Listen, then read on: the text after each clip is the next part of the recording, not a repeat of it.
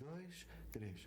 O podcast da outra música tem um jingle engraçado. O Rulo, o Paulo e o Zé com discurso despenteado. O podcast da outra música, outra conversa, um outro lado.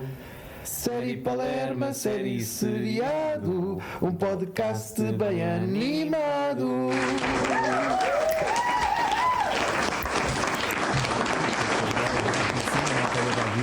É bem o metro, é qual o metro? Aquilo tem 8 metros de diâmetro e não chove lá dentro. Claro que se vai lá um fundo a mandar baldes de água, a água cai, não é?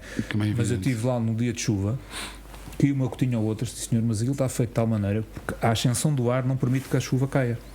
É verdade.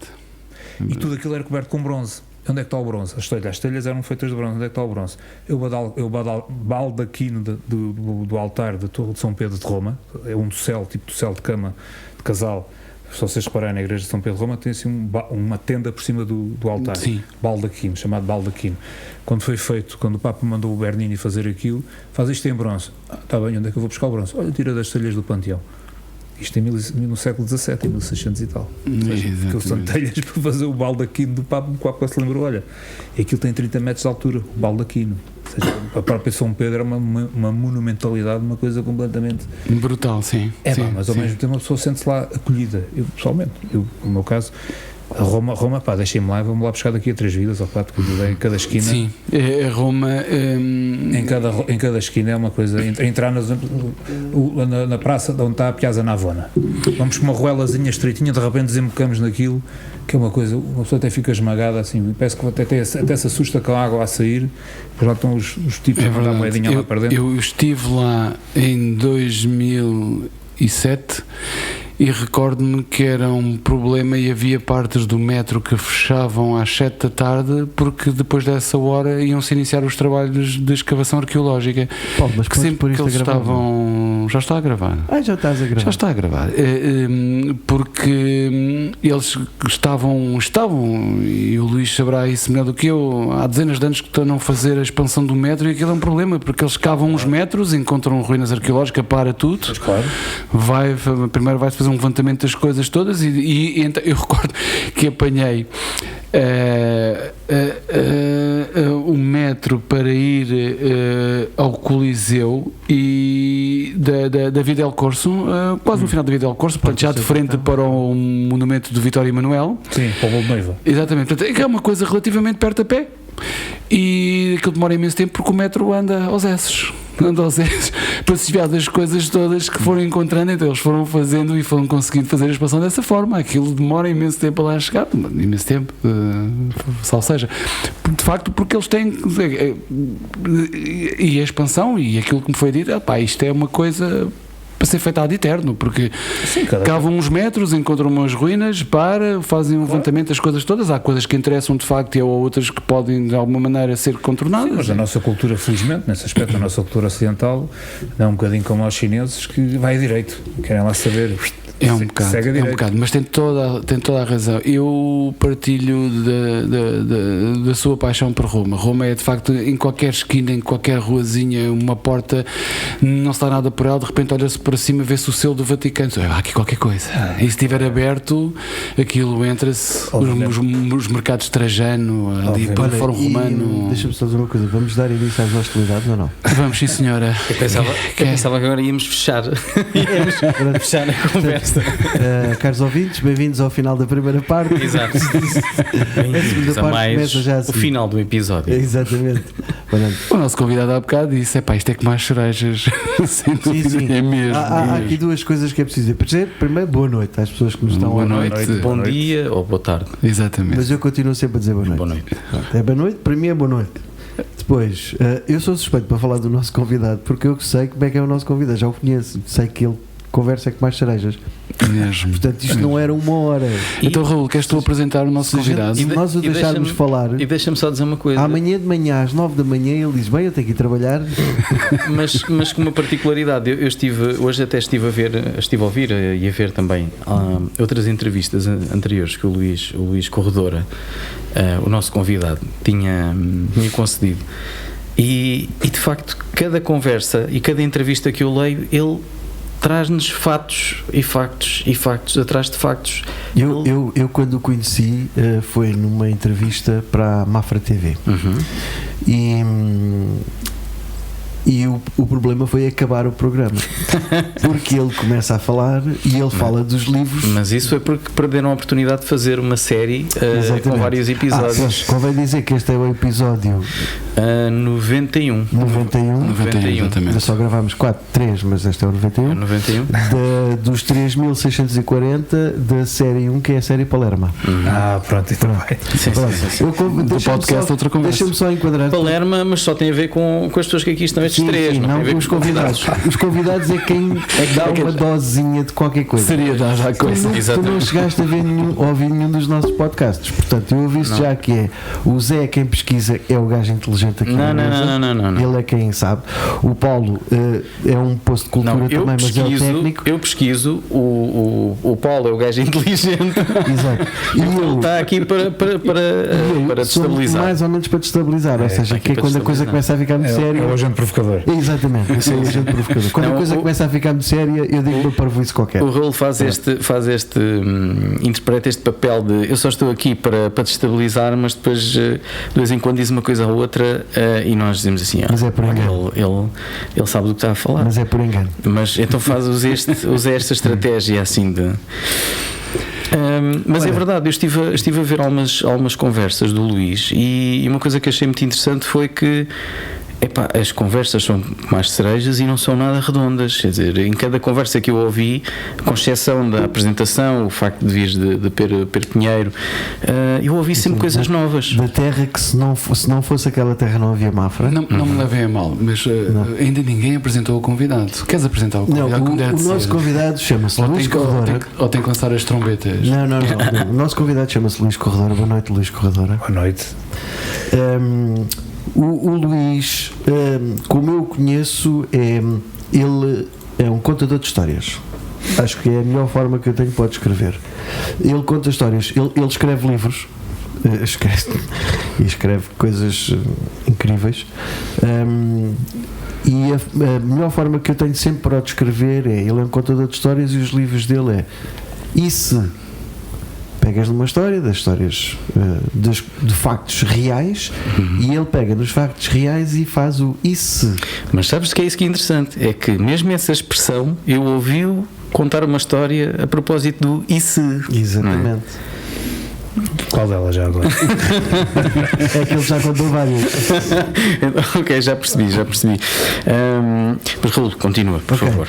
Luís, então, este Pedro Pinheiro, tens mais de 30 anos? Tenho quase 30 em cada perna.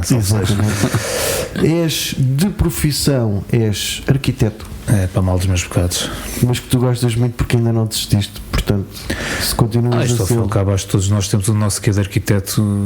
Uns assumem, outros não. Mas não é por acaso que Deus é o grande arquiteto, não é o grande engenheiro, não é o grande advogado, não é o grande médico, é o grande arquiteto. Pronto. Já está a puxar a brasa à sardinha. É aquele que cria ou inventa ou recria mundos e espaços e por aí fora.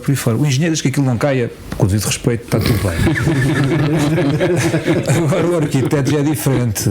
O arquiteto é o grande mestre. É o que dá a estética, não é? Não, esta estética, os gostos não se discutem, ensinam-se. Isso é outra coisa, isso é outra história. Eu estava muitas histórias, aliás. Agora, a própria palavra, isto é engraçado, a própria palavra, lá está, vamos agora já aqui puxando a brasa à sardinha. A própria palavra arquiteto é o mestre superior. Arquitrave, arquibispos ou arcebispos, por aí fora, é o superior. Tecton é o técnico, é o mestre superior, é aquele que ensina, é aquele que sabe o que é que há de fazer. Obviamente não estou a dizer que eu é que sou o mestre, eu é que sei e vocês não sabem nada, não. Mas a origem do termo, que é importante depois desmontar, e porque é que aquele fulano se chama arquiteto. E lá está, o técnico superior é aquele que sabe, é o verdadeiro maçom, sem qualquer conotação. É aquele que sabe fazer, é aquele que sabe assentar os tijolos, é aquele que sabe fazer um balde de argamassa, é aquele que ensina como é que se faz o aparelhamento das peças, etc e tal. Não é como hoje, infelizmente, que os arquitetos são arquitetos de laboratório, não vão às obras sequer. A grande maioria, pelo menos aquilo que eu conheço, posso estar a dizer um grande disparate, mas a grande maioria dos técnicos que eu conheço não vão às obras. E depois ainda por cima tenho um grande defeito, que é gostar de história. E depois tirei por causa disso, aprofundei os meus conhecimentos e sou mestre, em recuperação de património, arquitetónico e paisagístico. E que é uma coisa extraordinária, que nós temos dos melhores técnicos, muitos deles, ou a maioria deles analfabetos, mas que têm aqui buscá-los aos lares de terceira idade, professores de doutores catedráticos, pessoas com 90 anos, tem que lá ir buscar essas pessoas com 90 anos para os ensinar determinadas técnicas que eles só sabem na teoria. Isto é um bocadinho como ser médico. Queres ser médico, anda cá a fazer uma autópsia, vá, diz-me aí onde é que é o pâncreas e o baço, há que eles se vomitam todos, não sei o que mais, metade deles desistem.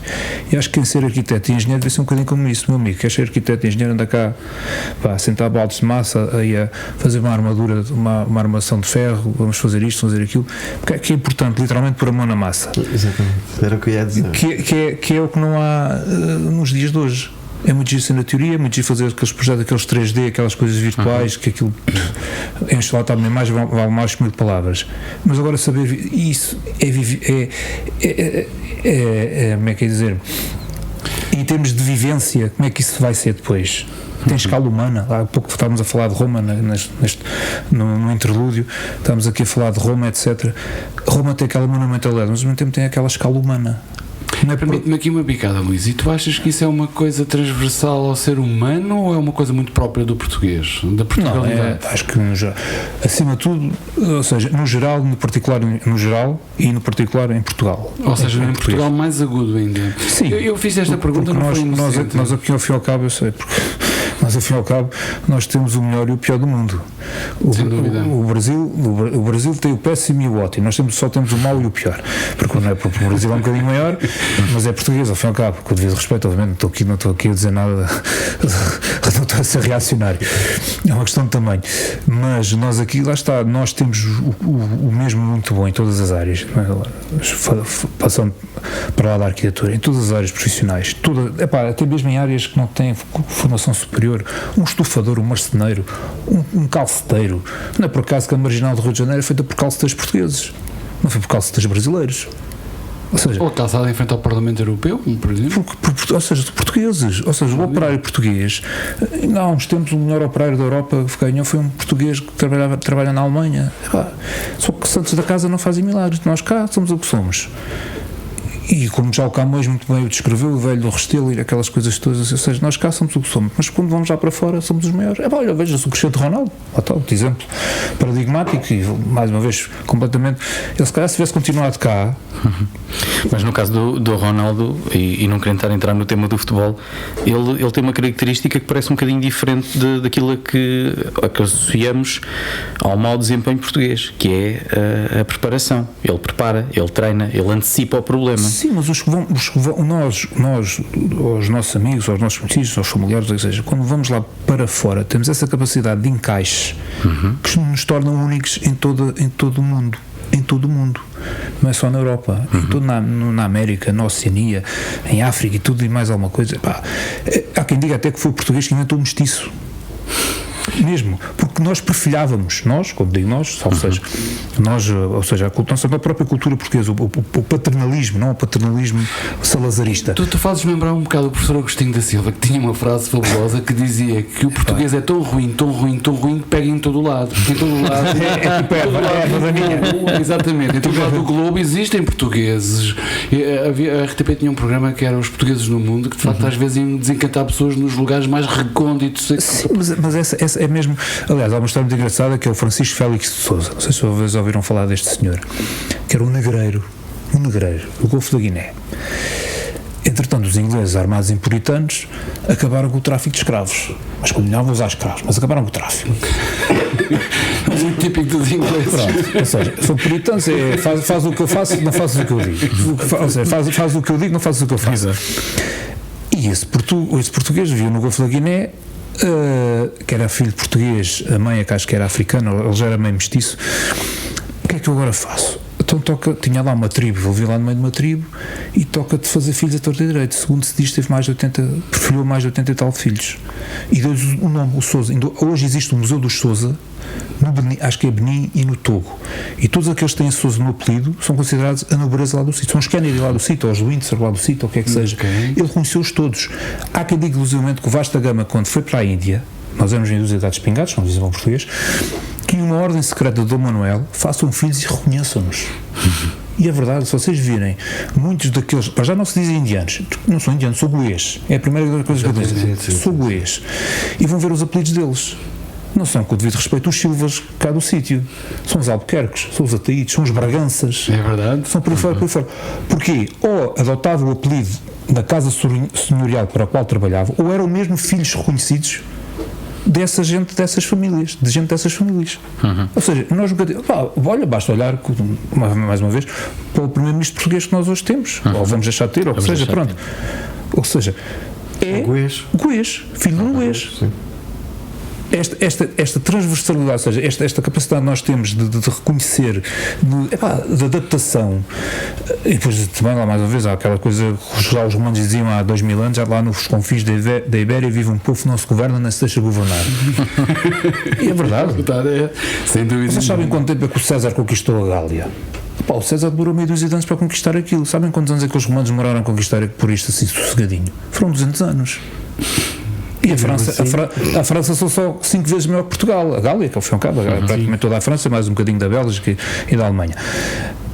Eles viram-se aflitos para conquistar isto, com os viriatos e por aí fora, e com os sertórios, não sei o que mais. Porque a balda, quando é para a pancadaria, basta ver a padeira de Algesbarrota. Os espanhóis não falam de Algesbarrota. Olha, estamos aqui em Mafra, o dia da infantaria, porque é que é 14 de agosto? Foi o dia da batalha de Algesbarrota, e os infantes, a malta de pé descalço, peão a pé, com uma lança na mão, deu cabo da cavalaria castelhana. Nos livros de História de Espanha, não vem à batalha de Algesbarrota, vem lá, quando uma nota de rodapé, uma escaramuça que houve lá em Portugal, que o rei estava com os copos e não sei o quê. Mas para nós, se não fosse essa batalha, hoje éramos todos hermanos, nós outros. Muito provavelmente. Falávamos assim. Sim. E não falávamos o português. Só que isto não é reconhecido. Parece que há uma vergonha de ensinar essa história às crianças nos dias de hoje. Está bem, nós não fomos santinhos, pelo contrário, não fomos. Mas comparados com os outros, meu amigo, comparado com os ingleses, franceses, espanhóis e alemães e não sei o quê, nós somos uns anjinhos de primeira. Mas tu tocas aí num assunto, Luís, que é uma coisa que a mim me levanta sempre algumas dúvidas, que é a questão da história. A história é sempre contada por quem vence, não é? E quem vence tem sempre uma versão diferente de quem perde. Mas, não por é? exemplo... E quando falamos de história que ele vai buscar a calma. para trás, eu não vou buscar 400, 500 anos atrás, 600 anos, nós estamos sempre já a uma distância em que é impossível aferir a veracidade de facto dos acontecimentos, como as coisas exatamente aconteceram, não é? Portanto, ou seja, esta questão da história é sempre muito relativa, não é? A criação do mundo. Não, agora aqui dizer, aqui é assim, a história, uma frase que a minha editora na altura usou para promover um dos meus livros é: a história é sempre escrita por vencedores, mas os vencidos também têm memória. É verdade. Também e muitas vezes essa memória, se for preservada, ou se for não cair para sempre no olvido, não é no ouvido, é no olvido, não cair para sempre no esquecimento, muitas vezes é repescada ou represtinada, usando um termo mais técnico, e acaba por se verificar que afinal o vencido é que tinha razão.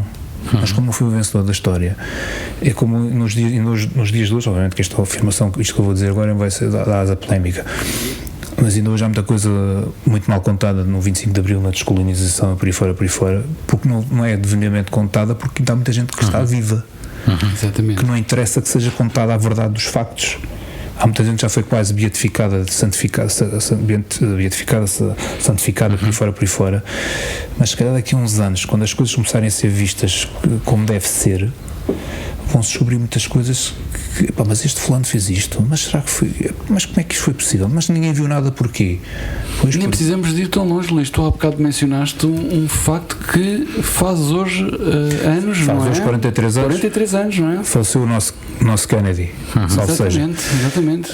Portanto, que hoje em dia existe uma névoa, uma enorme confusão acerca desse assunto, não é? Muita gente matou-se duas coisas de uma única cajadada. Acabou há quem diga que não era para o Sá Carneiro. Seria para o Mário da Costa. Com o Mário da Costa e olha, mataram-se duas coisas de uma cajadada. Pronto.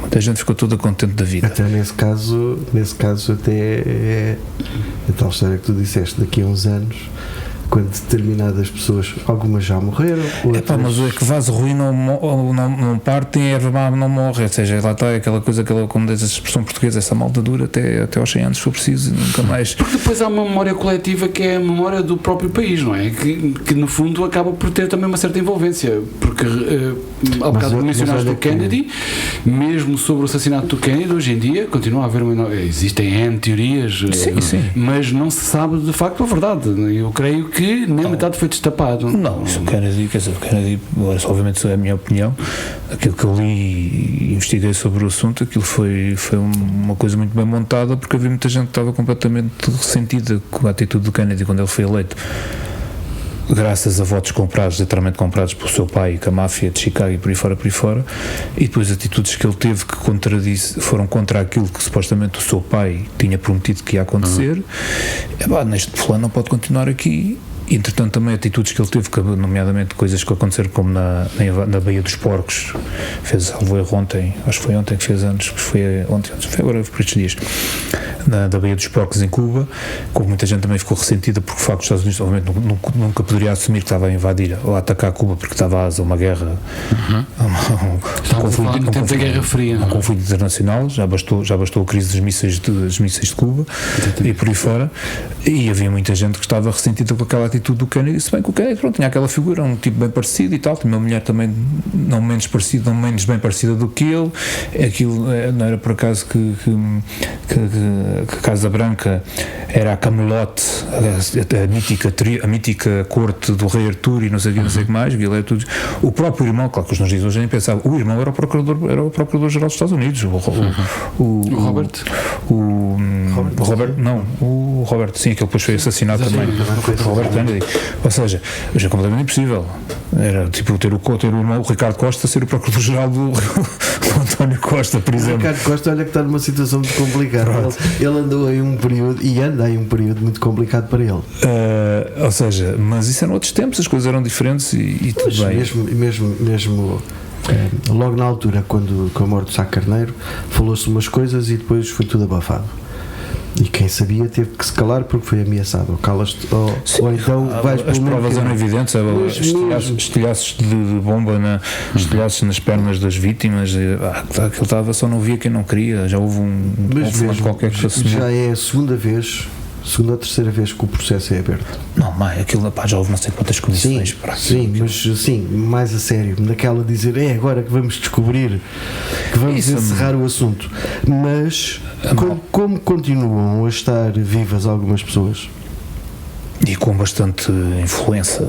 Muito influência. Não são os influencers, são os influenzas deste país, as gripes os vírus deste país, que infelizmente depois branqueiam tudo e mais alguma coisa e metem a malta a ver programas daqueles que dá na televisão o dia todo e metem futebol. E põem circo.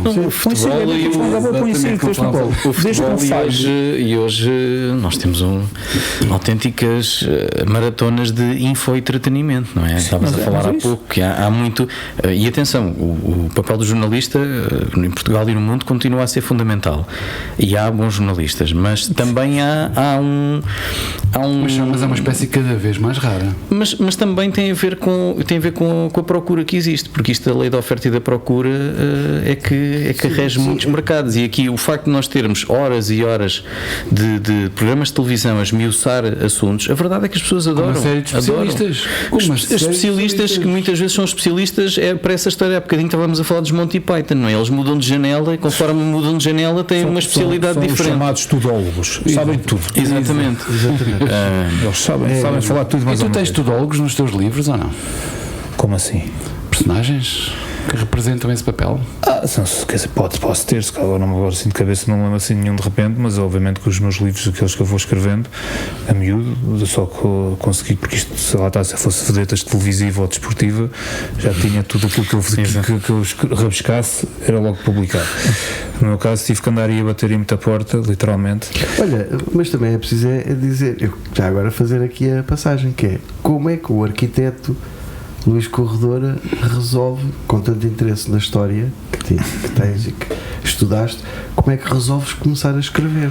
Mas isto é arquitetura, lá está, é mais um erro, é mais uma imagem paradigmática que as pessoas têm do arquiteto, é o fulano que faz bonecos.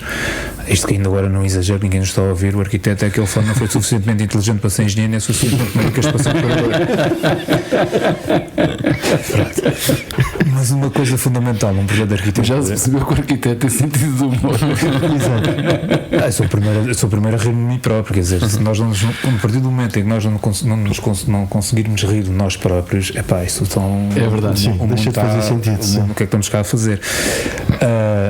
Voltando à parte do arquiteto, num projeto de arquitetura há uma coisa muito importante, só que as pessoas pensam que é só o arquiteto é o tipo que faz o boneco, ou faz o desenho e tal, não sei o que, lá está, depois vem o engenheiro, diz que aquilo não cai, aquilo pronto. Que é a chamada memória descritiva, ou memória indescritível, como eu muitas vezes lhe chamo, porque está com as pedrinhas apanhado de memórias aí, que aquilo é completamente indescritível, o que lá está dizendo, que é a parte que descreve o que é que se pretende, o objetivo do desenho, o objetivo do projeto, que depois está exposto no desenho, mas muitas vezes nós olhamos para o desenho e sendo também arquitetos ou pessoas relacionadas com a área, ficamos a olhar para aquilo, não estou a perceber isto. Então, quando mete obras de legalizações, ou seja, coisas feitas já do tempo dos nossos avós, mas que nunca foram legalizadas, ou reabilitação de edifícios, há uma série de coisas que têm que ser mesmo explicadas. E depois aí entra a tal memória descritiva. E no meu caso, como eu sempre gostei de escrever e também sempre gostei de história e de histórias, e fundamentalmente de história, sou assim um bocadinho, já deu para perceber, assim um bocadinho doente, fanático por história, e não é por acaso também a arquitetura, todas as artes, que ao fim e ao cabo é uma arte, é aquela que mais resiste, é aquela que fica para depois. É um quadro, a Gioconda, quem não exagera, a Gioconda é um quadro pouco maior que um A3, aquilo que cabe quase dentro de um bolso ou dentro de um casaco, e cai dentro da fora, vai para a lareira e acabou-se, ninguém vende. Agora metam as pirâmides na lareira, metam o Panteão de Roma, por exemplo, metam o Coliseu, metam a Sé de Lisboa, metam o Jerónimo, olha, metam aqui o Calhau, o Convento de Mafra. Ou seja, aquilo nós daqui a 300 anos, aquilo na lata vai testar. Ou seja, marca mesmo e é um símbolo da cultura de um povo, o que é que seja. Lá está, os estilos de arte são quase transversais, apanham os países todos. O cubismo, pronto, o exemplo máximo, a epítome do cubismo foi o Picasso e por aí fora, e os seus amigos, aquela malta toda do início do século XX. Mas isso foi uma coisa transversal que apanhou também Portugal, o Amadeu Sousa Cardoso, etc e tal, em Espanha, pronto. Mas, lá está, mas o que se faz aqui em Portugal, o nosso barroco português já não tem nada a ver com o barroco espanhol, já não tem nada a ver com o barroco italiano, já não tem nada a ver com o barroco alemão, ou seja, é uma coisa só nossa, ponto final. O Manuelino, o Convento de Cristo em Tomar, ainda hoje é daquelas coisas que vou ficar a olhar para aquela janela Manuelina assim, uau, o que é isto? E acho triste, e agora tenho que dizer isto, aproveitando o ensejo, aquele branqueamento, aquela simplificação absurda que o governo fez há pouco tempo, agora há semanas, há dias, dos símbolos nacionais. Sim. Em que ao fim e ao cabo é a bandeira do México com um estrelado lá em cima, como alguém disse há pouco tempo. É para não ofender a integração, para não ofender determinados sete eletos. Mas qual é o problema de assumir que nós, sim senhora, com os 7 castelos lá estão da bandeira, as chagas de Cristo, mas o quê? Vamos branquear a história? Fala lá com o espanhol ou com o finlandês, até com o finlandês, que supostamente são as culturas, as nações mais avançadas em termos de cidadania do mundo, as escandinavas. Vão lá dizer aos finlandeses para tirar o leão, eles nem sequer tiveram leões lá, para tirar o leão da simbologia nacional que eles já têm. E nós, por costume, eles têm leões marinhos. Mas é mesmo um leão, é mesmo um leão terrestre. Ou seja, nós que esta coisa, esta parvoíce, temos que integrar, temos não sei o quê. Está bem, mas porquê? Isto é o branqueamento da nossa história. Vão lá dizer um inglês para fazer isso, ou um francês, um espanhol, então está quieto. Vão lá dizer isso. Depois temos de ter vergonha daquilo que fomos, ou daquilo que fizemos, ou que fizemos. Tudo bem, não fizemos, assumimos o erro. Acabou. A bola continua. Andámos ali a bater e pedir desculpa. Está bem, isso foi há 400 anos, ou há 500 anos, ou há 600 anos, ou o que é que seja. Comparado com o que os outros fizeram, nós quase não fizemos nada. Era o espírito da época.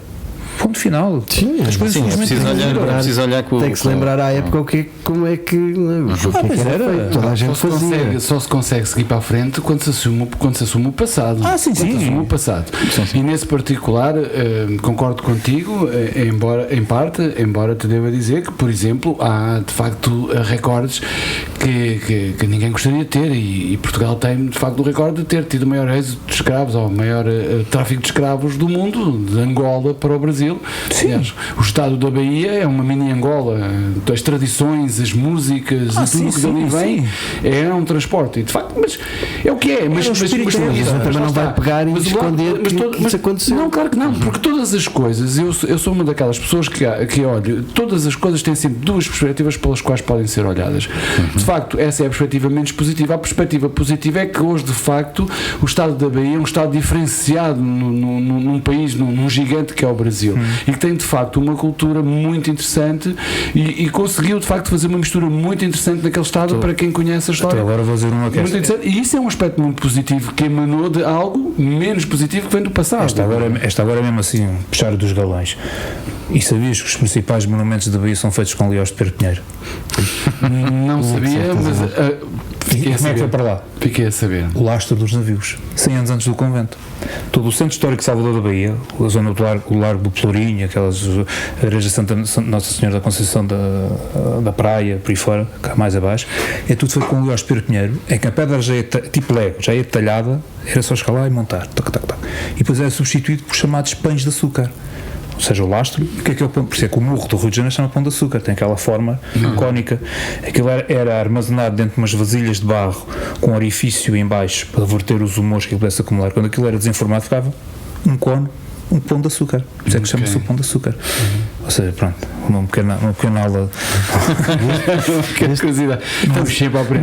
Mas é curioso, ou seja, isto aqui 100 anos antes do convento. Estamos a falar quando Salvador da Bahia começou a ser feita, a primeira capital do Brasil, Tomé de Sousa e por aí fora, em meados do século, pouco depois do século, sim, na primeira metade do século XVI, quando foi a primeira capital do Estado do Brasil, depois foi Rio de Janeiro, até o próprio Rio de Janeiro, há muita coisa também feita em Leós aqui da zona aqui de Pedro Pinheiro. Já está uma terrinha aqui, Pedro Pinheiro, ninguém dá nada por ela, e ao fim e ao cabo está espalhada por todo o mundo. Até em Manaus, no meio da Amazónia, as principais zonas de Manaus são em Leós de Pedro Pinheiro, São Luís do Maranhão, isto é para não falar em Angola, em Moçambique e por aí fora. Coisas aqui que não são valorizadas. O que é bom é que vem lá de fora. Lá está. Ou seja, agora cá dentro, não, mas depois vêm lá os estrangeiros de repente, esta pedra é fabulosa. Luís, aquela que existe, toda a gente conhece, não é? Ou reconhece o chá das 5 britânico, e o chá foi introduzido por uma portuguesa, a Catarina. Exatamente. Para lá o chazinho, que o marido andava entretido com outras, ela vinha sem ter a ver chá. Precisamente. E o chá das 5, porque ela reunia as aias de confiança às 5 da tarde para beber o chazinho. O chazinho que nós vamos para lá. Ou seja, nós é que educamos os ingleses, da mesma forma que nós é que educamos os japoneses. Quando nós lá chegamos, eles diziam obrigado, não diziam arigato. Aliás, foi a mesma senhora que introduziu na corte inglesa a loiça, porque eles comiam ainda em pratos de Natal. Sim. E portanto introduziu a loiça e os talheres. Nós éramos muito avant-garde, nós éramos muito à frente. Só que não vamos isso. Depois de repente recuámos em relação aos outros 300 anos. Mas, ou seja, isto voltou há pouco a dizer, mas isto é verdade também. O arigato, há uma série de palavras em japonês que derivam do português. Arigato é uma delas. Obrigado. Ou seja, antes nós lá chegamos, era uma camada de mal criados, ninguém dizia obrigado, nós é que pusemos aquela malta a dizer obrigado, nós é que os educamos. E há a tempura, o que é a tempura? É o tempero, e por aí fora há uma série de coisas que os japoneses usam na culinária, vêm da origem, são palavras de origem portuguesa. E nós estivemos lá, vamos lá meio dúzia de tempo, mas aquilo que lá tivemos, em Malaca, e hoje em Malaca, vejam bem, em Malaca, se dança, não é bem um corridinho, mas é uma dança parecida com o corridinho. E nós tivemos lá temos aqui anos. Na outra música os cavaquinhos e os ukeleles, que também foram levados para o Havaí por açorianos. Exatamente. Que era o cavaquinho, que era a malta coitada que precisava trabalhar, foram para lá apanhar, não sei se foi açúcar ou se foi ananás ou coisa assim, e levaram para se entreter, pronto, e depois olha, vamos só 4 cordas e aquilo transformou-se nos nylons porque eles não tinham aço para fazer as cordas. Exato. E aquilo que havia lá era rede de pesca. Então, E daí o ukulele. E eles, originalmente os ukuleles, e ainda têm ainda é vendido lá os originais, são maiores, aquilo que nós agora chamamos de ukulele tenor, que é um bocadinho maior, porque eles eram homens enormes. Os naturais, sim. Os naturais, os havaianos eram homens enormes.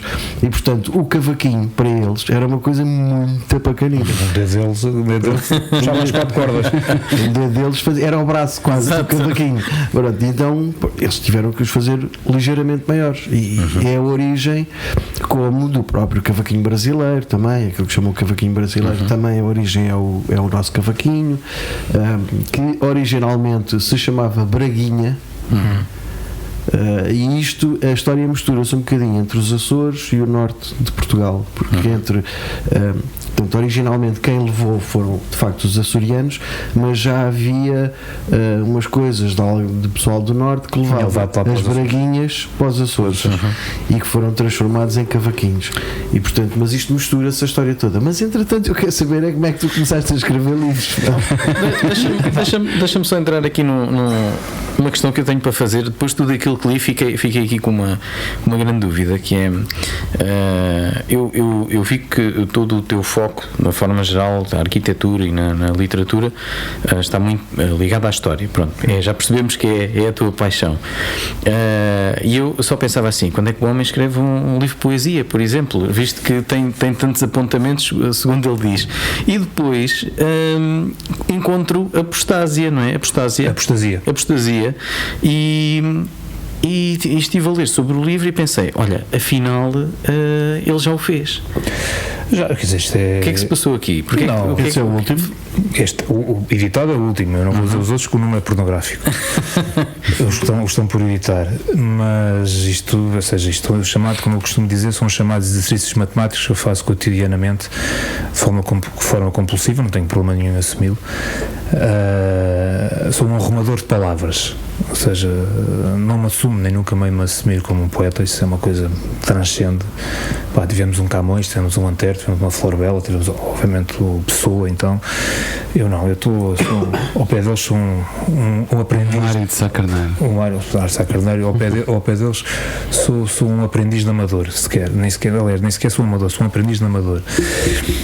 Mas poesia neste caso, ou seja, isto que eu faço, estes exercícios matemáticos, como eu lhes chamo, permite-me estar constantemente a arrumar palavras e a puxar por palavras e sinónimos e como é que esta se coaduna melhor com aquela e por aí fora, ou seja, até a própria musicalidade da leitura e que possa ter e não sei o quê, é isso que faz com que eu vá escrevendo e desde que me lembro dos meus 6, 7, 8 anos que vou escrevendo, e tenho alguns, felizmente, desde dessa época já não, mas tenho dos meus 12 anos ainda tenho, que estão lá, pode ser que daqui a umas décadas isso faça alguma coisa para os meus netos ou coisas assim.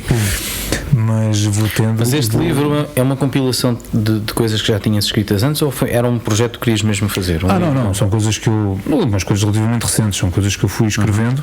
No caso da Apostasia, é um livro que está dividido, é um bocadinho como os Cavaleiros do Apocalipse, os 4 Cavaleiros, a Fome, a Guerra, a Peste e a Morte, e o quinto Cavaleiro do Apocalipse, o próprio ser humano, em que fiz um apanhado de várias composições poéticas relacionadas com ou que eu achei que pudessem estar relacionadas com cada um destes temas. Daí o facto da capa ter um cavaleiro não identificado, mas uma espécie de Cavaleiro do Apocalipse, e que pronto, isto tem a ver com isso. E também tem a ver, não tenho país nenhum em assumi-lo, que neste país, apesar de sermos um país de poetas, a gente só os reconhece depois de eles estarem, a maior parte das vezes, depois de eles estarem mortos, ou então se estiverem associados a determinados partidos políticos ou forem visitas da televisão, ou jogarem à bola, ou o que é que seja. Eu, no meu caso, temos poetas futebolistas. Temos poetas futebolistas. Tens o bolas, agora escapa-me o nome do. Bem, nós há um futebolista que tem um livro há pouco tempo que era do Sporting, agora não me lembro o nome dele. Não fazia ideia. E depois por Francisco Geraldo. Agora não me recordo o nome dele. Francisco Geraldo. Sim, que era conhecido por ser visto a ler nos treinos. Exatamente. Eu sei que ele dava livros, uma coisa. Mas isto é uma coisa tão natural, não é? Tu leres E isto diz muito. Futebol, não, mas futebol é uma ave rara. Mas isto diz muito de. Se calhar foi por causa disso que ele não se ingrou no futebol. Mas é muito curioso ser notícia, não é? Exatamente. Ele levou um livro para o treino. Eu acho isto incrível. Ainda hoje tu tens alguns, não só em Portugal, muitos ex-jogadores de futebol ou que estão em fim de carreira, que descobres que eles de facto são muito mais do que coisas de futebol. Eu recordo do treinador, do Arthur Jorge, que também foi jogador. Sim, era formado em filosofia. Exatamente, era um académico, começou a jogar académica, etc. Mesmo a forma dele comunicar era completamente diferente do resto. Mas tu tens vários atletas, vamos dizer jogadores de futebol, porque os outros têm que trabalhar, porque não têm que ter outra profissão de facto para conseguirem se ingrar no desporto, porque depois os outros desportos não dão dinheiro como o futebol. Mas no futebol tu tens jogadores de futebol que têm carreiras universitárias. Sim. E não são assim tão poucos quanto isso. O Benfica tinha um jogador também, um médio, que eu lembro também se dizia que não tinha se ingrado porque tinha dado prioridade aos estudos, João Coimbra, talvez. Sim. Resolveu continuar os estudos mas também hoje felizmente o jogador de futebol também eles já sabem falar, não são os mal formados que eram durante. Já não é o refúgio. Já não temos aquela coisa da equipa estava à beira do precipício e fez o que tinha a fazer, deu um passo à frente. Sabes quem é essa frase? O meu coração só tem duas cores, só tem uma cor azul. Sabes quem é essa frase? João Pinto. A do precipício? Não, a do coração só tem uma cor. A do precipício. É João Pinto. Não. É João Pinto, lateral direito do Porto. Não, a do precipício não é. A do João Pinto é prognóstico só no final do jogo. Exatamente. Esta frase é do Freitas da Amaral. A frase do Freitas da Amaral. Estava à beira do precipício e deu um passo em frente. Bom, sim. Flutuou, pronto, ele era crente. Olha, mas e o que é a apostasia? Foi até um determinado ponto. Pois, mas pronto, depois dávamos aos aqui outros. O que é a apostasia? Acima de tudo, é provocatório o título. O que é uma aposta? Então, a aposta é aquele que renega a sua fé, que abjura, que não vou dizer, não é herege, é aquele que renega mesmo a sua fé. No meu caso não tenho problema nenhum em assumi-lo, e mal de mim se não tivesse um bocadinho de fé, porque senão o que é que eu andava cá a fazer? Nem poderia ser um nihilista, não acreditar em nada, quase um Nietzscheano, Nietzsche e por aí fora. Mas e esta apostasia é mesmo para ser provocador ou provocatório sobre isso, que depois quando se chega ao fim do livro a ideia é tentar ver, mas será que o que é que este fulano quis dizer com isto? Será que ele é uma aposta? Não me parece que ele tenha renegado. Que se calhar faça é ver a fé de outra forma. A fé, acima de tudo, é como aquela pessoa que queria ganhar a lotaria e rezar todas as semanas ao altar, mas nunca jogou. E às tantas o santo sai de lá de cima, manda-lhe um par de estalos e diz: ao menos compra o raio do bilhete. Já vai lá e diz: Santo António, faz com que eu ganhe a Santo António, Nossa Senhora, ou o que seja, faz com que eu ganhe a lotaria. No dia assim, faz com que às tantas sai lá, ao menos compra o bilhete, faz esforço, faz qualquer coisa, quer dizer. E é um bocadinho como isto. Isto há pouco ia dizer, porque as pessoas também não têm noção. Há uma série de concursos de literatura que decorrem em Portugal. Estamos a falar de alguns com valores até relativamente interessantes, consideráveis. Pronto, o maior em Portugal, por exemplo, é o Prémio Leia. Mas há outros mesmo só de poesia, que fomos a falar de valores de 10, 15 mil euros, até o Prémio Oceanos, que é Portugal, ou seja, os Palopes, os Palopes e o Brasil, com valores também já bastante consideráveis, em que só se pode concorrer se tiveres um livro editado. Pois. Então foi o que eu fiz: tenho isto, vou mandar o barra à parede a ver se pega. Alguns deles eu fiquei, e também não tenho problema nenhum assumi-lo, as pessoas que ganharam aquilo quando estive a ler os t-shirts das coisas que as pessoas escreveram assim, mas este fulano ganhou porque escreveu isto. Pronto, sabes que eu fiz o mesmo exercício, porque a leitura, a literatura e escrever até determinada altura na minha vida foi uma coisa muito importante também. E decidi aqui há uns anos concorrer ao o Pingo Doce tem um concurso de livros para crianças com um prémio de 25 mil euros. Sim, não estás a ver. 25 mil euros. 25 mil euros, ou melhor, o prémio total são 50 mil euros, porque há 25 mil euros para a parte da escrita e 25 mil euros para a parte da ilustração, porque são livros para crianças. Sim. E eu tive, e um ano decidi concorrer. Tinha várias histórias para crianças escritas, decidi concorrer, enviei. E estava convencidíssimo quando eu vi que ia ganhar. Okay? Autoconvenci-me que ia ganhar. É uma das minhas loucuras. E não ganhei. Não ganhei. E um belo dia que fui às compras, tive curiosidade e passei, porque eles têm lá os livros, e fui e peguei. Deixa eu ver quem ganhou. E fiquei abismado. E não quero avançar mais, mas fiquei abismado. Mal, não é?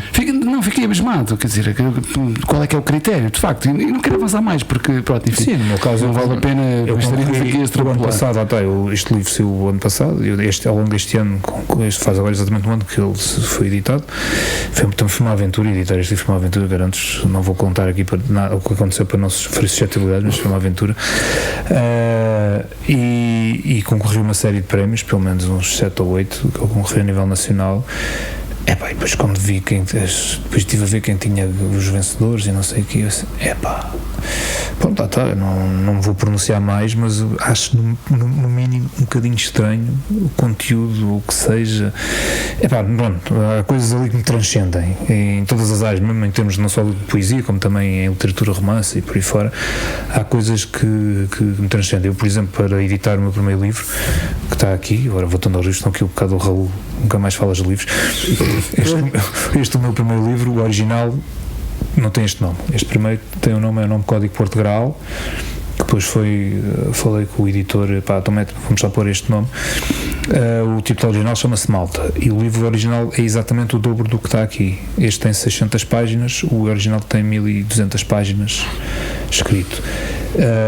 E mais uma vez tem a ver com história, obviamente, que tem a ver com factos, coisas que tiveram para acontecer, mas felizmente, neste caso felizmente, não vou dizer infelizmente, ainda bem que não aconteceram, mas não me deixei de pensar durante muito tempo que se realmente o X da história, e se tivesse acontecido assim, que é o facto de Portugal poder ter entrado na Segunda Guerra Mundial.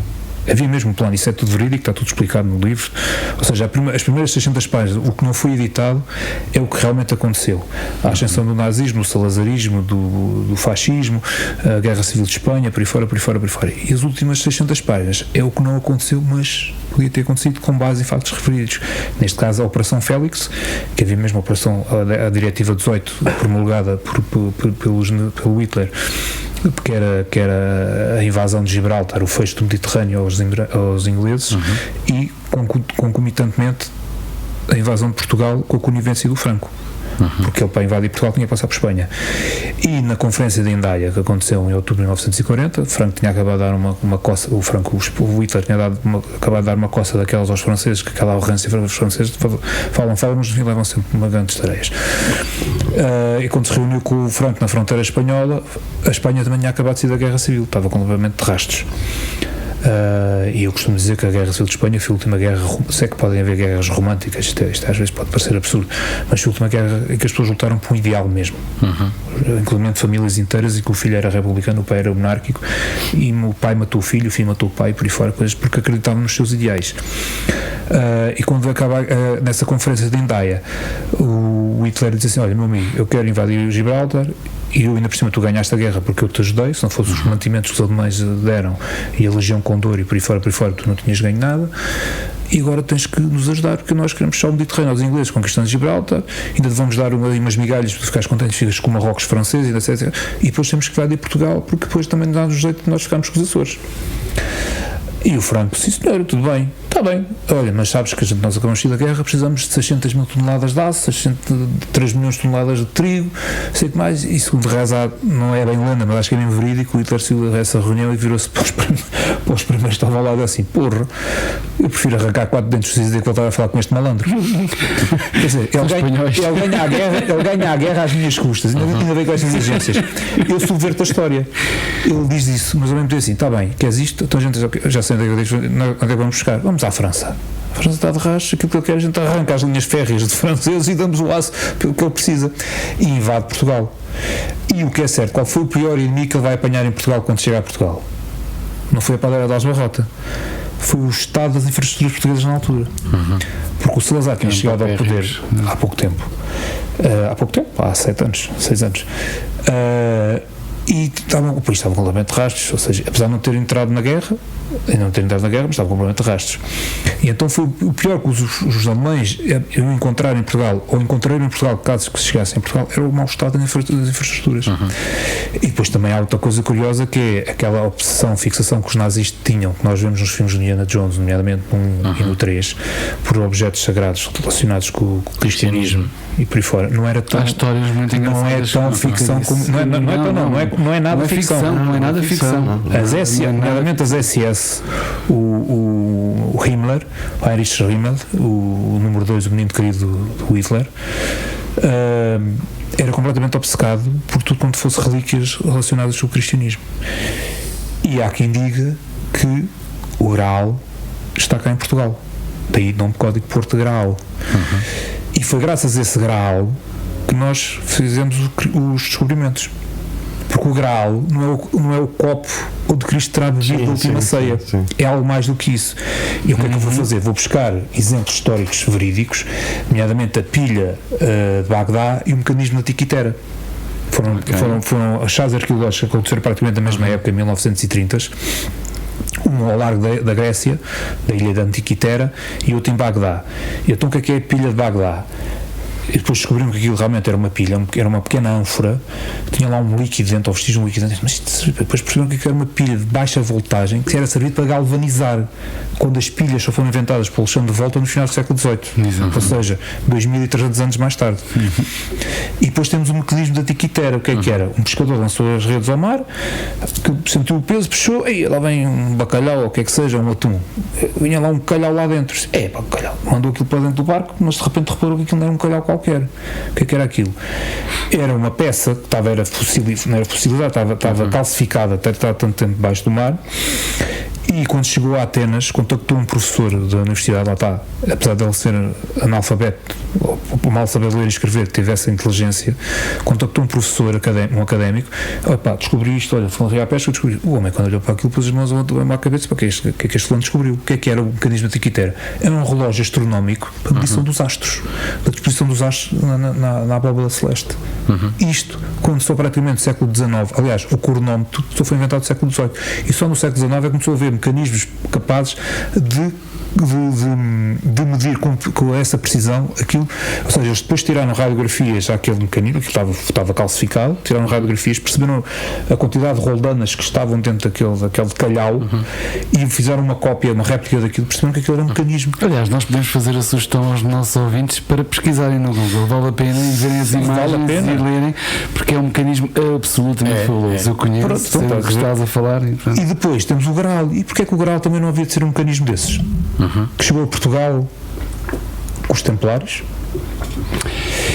Há quem diga que em Tomar está lá o tesouro dos Templários também. Exatamente, esse é que era o tesouro dos Templários. Isso reporta-me para a minha série preferida que eu adoro ver, que é o Oak Island.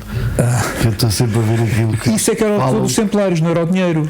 Era o conhecimento. Era o conhecimento. E não é por acaso que eles vêm para cá. E tivemos na altura um rei que foi uma coisa excepcional. Tomara nós. O Dom Dinis. E devia ser um arisco primeiro para estar casado com só mesmo uma santa. A Santa Isabel.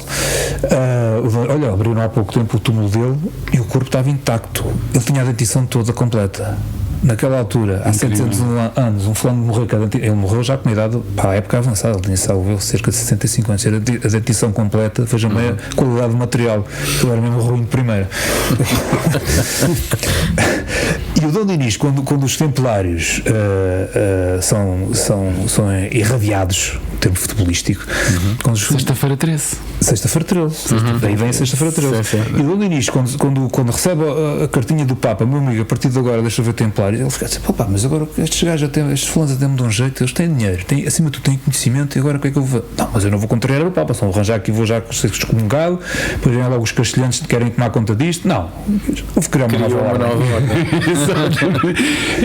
É mesmo a tuga. É mesmo português, o de rascanço. Exatamente. Abre insolvência e abre na porta ao lado. Não, o problema é que não abriu insolvência. O que é que ele fez? Mesmo. O nome original dos Templários é Ordem dos Pobres Cavaleiros de Cristo e do Templo de Salomão. Ora, eles pobres não tinham nada. Então o que é que ele faz? Cria a Ordem dos Cavaleiros de Cristo, tirou-os os pobres. Exato. E depois, para disfarçar, mandou a sede em Castro Marim, lá pelo sul, porque de vez em quando havia lá umas incursões dos piratas berberes no sul do Algarve, que não sei o quê. E depois o filho voltou a pôr a sede em Tomar. E não foi por acaso que o comendador máximo da Ordem foi o Infante Dom Henrique, quando começou os descobrimentos. Por isso é que temos a Cruz de Cristo nas caravelas. Por aí fora. E foi dos maiores erros da história de Portugal. Foi quando os membros da Ordem foram obrigados a permanecer enclausurados, foi tornado realmente uma ordem monástica no tempo de Dom João III. Pronto, ou seja, o saber ficou enclausurado. Exatamente. Não havia expansão do saber, porque o saber é poder. Sem dúvida. E então aquela malta, estávamos em plena época da reforma e da contra-reforma, as mentalidades ainda eram assim um bocadinho, nomeadamente a malta da contra-reforma, muito fechadas, e então não, vamos lá por estes fulanos e tal, porque há quem diga também que os templários estavam parte de certos segredos que podiam dar aso a certas polémicas dentro da própria igreja. Então vamos lá por estes fulanos, daí o facto de eles também terem acabado com os templários por causa disso. Lá está, e o tesouro dos templários, porque o rei, o Filipe o Belo, quando entrou na Bastilha, que era a sede da Ordem em Paris, a sede da Ordem em França, neste caso estava decidida em Paris, estava todo contente porque ele quis entrar na Ordem, porque se entrasse na Ordem, a Ordem assumia as dívidas desse novo membro. Ele estava cheio de dívidas e o Papa era francês, era o Clemente V. Então ele fez uma pressão ao Papa, o Papa também tinha sido eleito porque ele depois lá dinheiro para comprar os votos e não sei, aquelas coisas que a malta pensa que é só cá em Portugal, em fora também lá acontece lá fora. E o Papa disse, está bem, tudo bem, eu passo a ordem, não sei o quê, a bula e acaba-se lá com os templários. E quando ele estava todo contentinho a querer ficar, pensava, estava completamente vazio. A Bastilha estava vazia. E segundo reza a lenda, 2 dias antes terão saído 2 caravanas da Bastilha, uma ter sido dirigida para norte, outra para sudoeste. A foi para norte, terá ido para a Escócia. E há quem diga a mítica capela de Sinclair, agora falta-me o nome, lá em cima no norte da Escócia, na Escócia, a mítica capela, aquela capela que aparece no filme do Dan Brown, exatamente. A outra ter-se-á dirigido não é Sinclair, Rose Rose qualquer coisa. Exatamente. A outra ter-se-á dirigido para sudoeste, terá ido para Bordeus, de Bordeus embarcou, vai para Portugal. Pronto, e chegou o tesouro do Templário. Agora, seria dinheiro, seria o quê? Outra coisa muito mais importante, neste caso, conhecimento, e era, aliás, os Templários criaram o cheque, inventaram a nota de crédito. Exatamente, portanto, ou seja, dinheiro não lhes faltava, com toda a certeza, até porque eles recebiam imensos dotes das famílias cujos os familiares aderiam à ordem ou entravam na ordem, mas parece-me que sim, o verdadeiro tesouro era algo muito maior, era conhecimento, era de facto conhecimento. A questão das grandes riquezas foi tudo supostamente transportado para Portugal, não é? Por eles. É um mistério, ainda hoje. Começa-se a divagar pela arca. Sim, mas até há quem diga que até pode estar aqui em Mafra. Sim. Também foi a teoria que já ouvi. A continuação, ou seja, este do Portugal, o nome Código Portugal tem uma continuação, está feita, está lá na gaveta. Ainda não está editada. Não está editada, mas está feita. Se algum editor se quiser chegar à frente. Luís, como tu disseste, vamos fazer pressão. Tu no início disseste aquilo que nós temos sentido ao longo destes podcasts que temos feitos, e contigo tem sido uma coisa absolutamente premente. Conversa com mais cerejas. Com mais cerejas mesmo.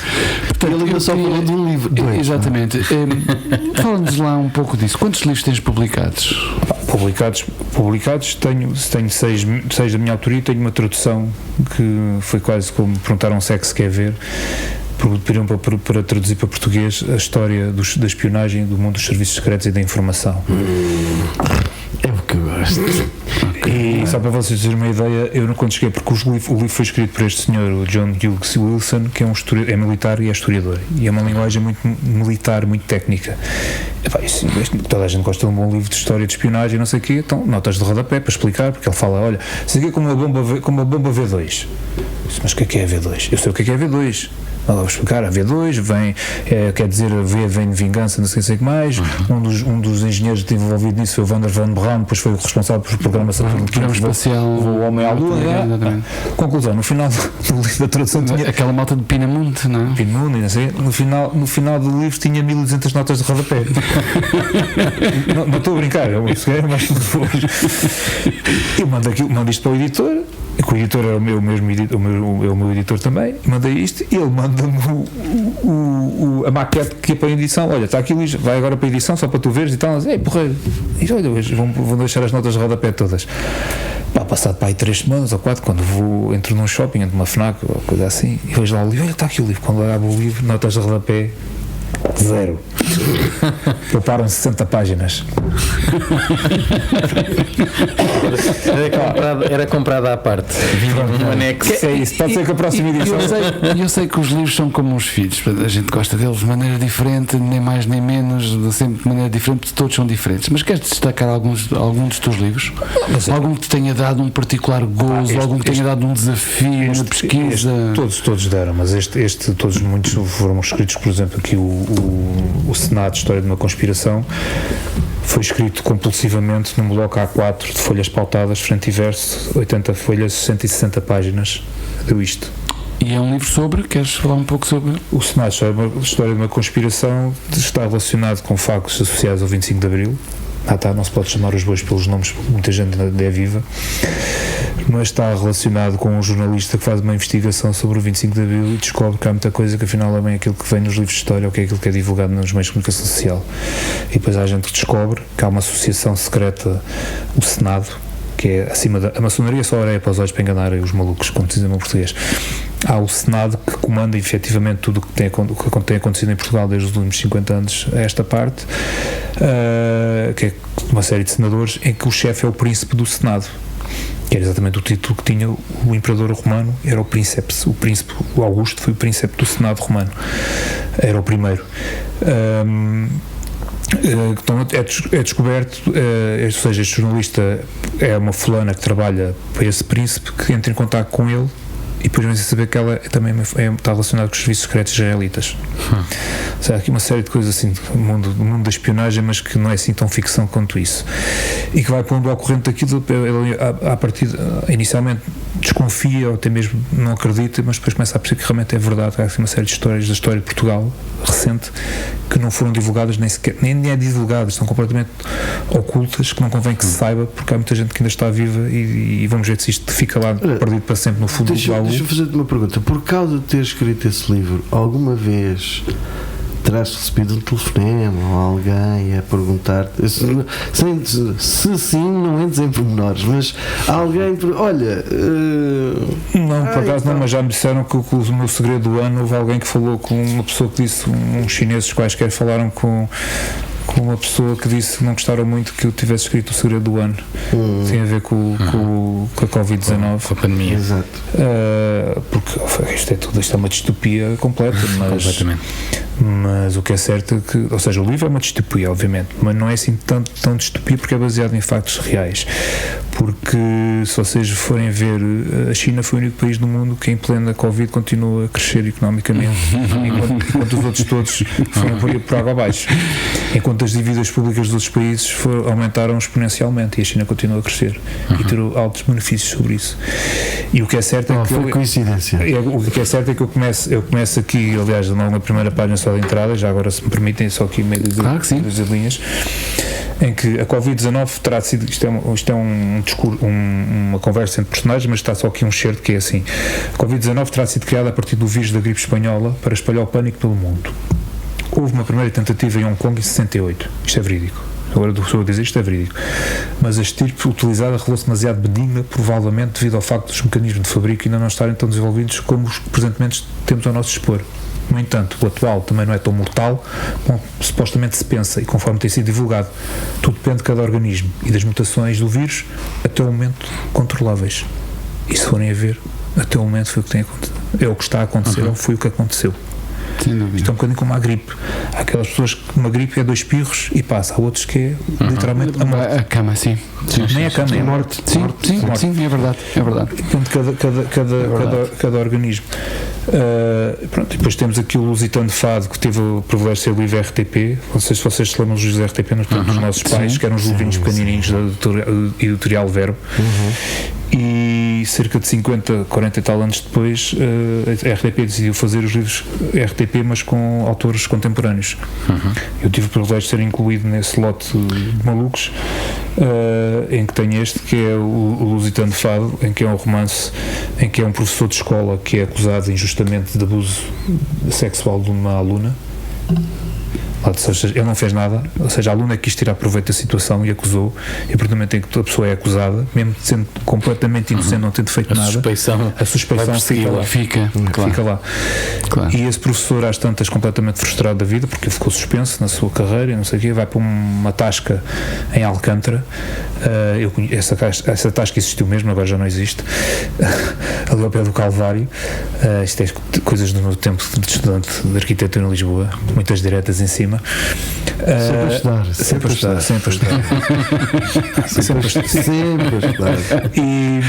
E então ele descobre lá, vai lá ver uns copos, às tantas, completamente frustrado da vida e desiludido e tudo, e há um fulano, assim, uma pessoa assim, com uma certa idade, que se mete com ele: o que é que você está aqui a fazer? E tal, estou aqui. E esse velho começa-lhe a contar uma série de coisas sobre a história recente de Portugal. Ele diz: estás a gozar comigo, ok, estás-me a querer enganar. Ele acaba por perceber que aquela pessoa era alguém que esteve ligado a determinado partido político, que teve uma grande influência, e como escreveu um livro que pôs em causa uma série de determinadas patrícios, uma série de determinados senadores ou príncipes do Senado, foi excluído e foi posto de parte. Então ficou ali, pronto, foi completamente apagado da sociedade. E conheceu este professor assim: eu antes de morrer vou contar a este fulano aquilo que eu sei, para ver se ele, olha, ainda por cima és professor, olha, então se calhar vais perceber um bocadinho, ou vais perceber tão bem aquilo que aconteceu comigo. E aconteceu-te isto, também foste injustamente acusado, então toca-te escrever, toca saber isto. E vai começando, e elas tantas ficam completamente parvo com tudo aquilo que vai sabendo através desse velho, e tenta investigar a ver se é verdade, e descobre que realmente há muita coisa que é verdade, aquilo que ele dizia, e tem a ver com o nosso Lusitano de Fado, que é esta coisa, sempre que nós damos um passo em frente, alguém nos obriga a dar dois atrás. O velho do Restelo: vais, mas vais-te lixar, vais-te afundar, vais bater contra os rochedos. Ou seja, sempre quando há alguém cá em Portugal que faça, se for então cá dentro, lá fora, está aqui Cristiano Ronaldo, toda a gente bate palmas, mas quando ele chega cá dentro, foi aquela história da marquise que ele fez lá no terraço, toda a gente fartou-se de dizer mal, e não sei o que mais. Pronto, é a português mesmo. Lá fora, o maior, quando chega cá dentro, a gaja, a dona Dolores e as irmãs e não sei o quê, está bem, mas o quê? Mas é a nossa mesquinhez, a nossa pequenez, a nossa inveja, é uma coisa portuguesa. Acho que nós aqui inventamos a inveja, não há país no mundo tão invejoso em que as pessoas não estão invejosas. Costuma dizer-se que há uma palavra que não tem tradução em mais nenhuma outra língua, não é? Que é a saudade. Mas a inveja é danada, parece inventada por português. Mas há outra que é o desenrascância, isso é a coisa única. Tá bem, mas isso é característica nossa. Isso é único. Mas a inveja do português é uma coisa assustadora, porque é assim, porque há uma história deliciosa que se conta quando o Olof Palme, olha, foi o primeiro-ministro foi assassinado, neste caso ele já sueco em 86, estava a sair do cinema e levou 2 tiros. Quando ele veio cá a Portugal logo após o 25 de Abril, em pleno PREC e não sei o quê, perguntou em uns capitães de Abril, umas figuras mais destacadas da altura, qual era o objetivo da Revolução. E o fulano todo inflamado e não sei o que, aquela coisa da altura do estado do PREC e não sei o que, nós aqui queremos acabar com os ricos. E ele disse: olha, nós lá na Suécia queremos acabar com os pobres. Já conhecia essa história. É mesmo esta, eu não me importo, é que um rico dá de comer a muito pobre, agora os pobres não dão de comer a ninguém. Exato. Ou seja, mas ricos mas no bom sentido, rico claro, porque trabalhou e que mereceu e que é evidente. Porque faz por isso, etc e tal. Não estamos aqui a falar de coisas de mafiosos e negócios ilícitos, etc. Mas tomara eu que houvesse mais ricos. Luís, olhando para os teus livros e para a tua explicação, tu és uma pessoa inconformada, um rebelde. Eu sou como a Torga. Tu és daqueles que não aceita o status quo. Não aceito, mas sou obrigado a, porque lá está, como não tenho as costas quentes, como se dizia em português. Mas de alguma forma sentes que tens uma obrigação não para contigo, ou melhor, mais do que para contigo mesmo, para com os outros. Sim. Ou seja, numa perspectiva altruísta, porque aquilo que tu escreves, de facto, tem o seu quê de polémico. polémico, não é? Há bocado o Raul lançou-te esse desafio, não precisas dizer, mas alguma vez recebeste alguma chamada, uma coisa qualquer. Isto é o seu quê de polémico? Tu mexes em assuntos que são incómodos. É aquilo que se vulgarmente chamamos de mete o dedo na ferida. Um bocadinho ao lado, pressionas. É certo, depois lá dentro, mas pressionas ao lado. Acima de tudo, eu quero, ou seja, quando eu escrevo, é para instigar a curiosidade da pessoa, do infeliz, não vou dizer do feliz, que me possa ler. Porque se todos nós soubermos um bocadinho mais, há muita coisa que se tem passado ou que se passou em Portugal em particular e no mundo em geral, mas em Portugal em particular, que se calhar não teria acontecido. Coisas más, não estou a dizer coisas boas, tomara que acontecesse mais coisas boas. Nós. Porquê? Porque as pessoas estão completamente desligadas, querem lá estar pão e circo, desde que haja pão e circo, desde que nunca falte comida, e a malta tenha futebol com fartura e telenovelas e Big Brothers e não sei o que mais. A coisa passa e há muita gente que se vai safando no mau sentido com isso, com a ignorância dos outros. Os ignorantes estão mais felizes. Se liga um bocadinho àquilo que estava a dizer há pouco, esse branqueamento da história. Sim, tem esse lado perverso. E há um branqueamento completo da história. Lado perverso, que é os erros vão-se repetir. E vão-se repetir e vão acabar por se repetir, infelizmente, se não na nossa geração, se calhar na geração dos nossos filhos. Continuam a repetir-se. Os erros continuam. Atualmente nós estamos a viver uma situação. Os erros é como a moda, político, não é? É como a moda, é cíclica. A nível político, estamos a viver uma situação que está. A coisa não está a vir toda cá para fora. Não, há muita coisa ali que está. Que é cíclico, já se passou. Não, isto agora sendo irónico, vocês sabem quanto é que o Estado pagou àquele novo logotipo do Conselho de Ministros, etc. e tal que aboliu a esfera armilar e os não sei se mais. Talvez foi 75 mil euros. Não era esse o dinheiro que eu tinha lá no. Era 73. Pois não sei. Ainda sobraram 2 mil euros. Era para a jantarada. Eu também gosto de polémicas e eu ouvi um amigo. Porque também eu passei e tive aquele período da minha vida em que sei, ok, o sentido da causa pública e estive ligado a um partido político, aquela coisa, enfim. E houve alguém que nessa altura me disse: isto aqui no mundo da política, isto é uma guerra eterna entre maçons e Opus Dei. Aqui no nosso burgo é maçons de um lado, Opus Dei do outro. De vez em quando a coisa fazem umas tréguas, há uma bandeira branca e tal, é aqui um ceder de espaço e tal, não sei o quê, mas depois aquilo volta tudo ao mesmo. Paulo, isto é como uma guerra contada pelo relacionado, que aquilo começa às 9, acaba às 5, eles fazem intervalo para o almoço, há uma guita à bala, agora disparas tu, agora disparo eu, mas depois no fim eles dormem todos na mesma caserna, vão todos para os copos, todos para os copos. Isso acaba por ser um bocado sinistro, de facto. Não é sinistro, é verdade. Sinistro no sentido de que estamos a falar de uma pequena cotada, não é? É que só uns aqui. Isto é uma cotada, isto é uma cotada completa. Olha, nós, meus queridos, nós estamos a preparar para fazer a segunda parte, não? Pois eu ia propor. Isto não era a introdução. Era. Eu ia propor ao Luís que se ele não se importa, a gente faz mais um bocadinho e fazemos tipo, é a primeira parte e a segunda parte. Não te importas, é só mais um bocadinho, tu ainda tens mais 3 livros para falar, só falaste de 2 ou 3. Só falaste de 2. Para mim, agora uma questão é vocês verem, não sei, mas é hoje? Agora já sem tirar fora. Sem medos. Tu não tens medo, a gente continua só mais um bocadinho. Não quer que vocês arranjem problemas lá em casa. Não. O problema é.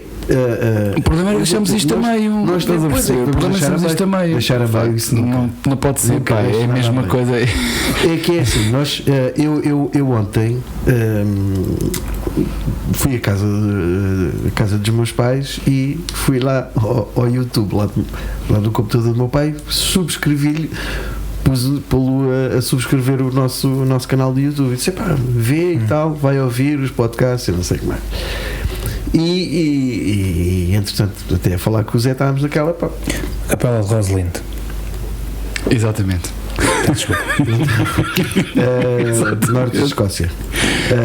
E estávamos a falar, não seria bem a cena e não sei o que mais. E o comentário que ele fez é bom, continuem, tem um ritmo, gostou e não sei o que mais. E estamos a falar de uma pessoa que, de tudo aquilo que temos estado aqui a falar, da história de Portugal, mais a parte mais contemporânea, mas a parte de 25 de Abril, essas coisas são coisas todas elas que ele viveu e que sentiu na pele. Sim. Porque ele era jornalista, agora está reformado, mas ele sentiu isso na pele. estás a perceber? No 25 de Abril ele estava lá, era dos que tinha que. Então estava na linha da frente, Mesmo, portanto. Bem, na realidade, nós os 4 somos filhos do 25 de Abril. Nós vivemos. Eu não, eu sou filho da minha mãe e do meu pai. Eu tenho que ser este. Eu sou o verdadeiro filho da mãe.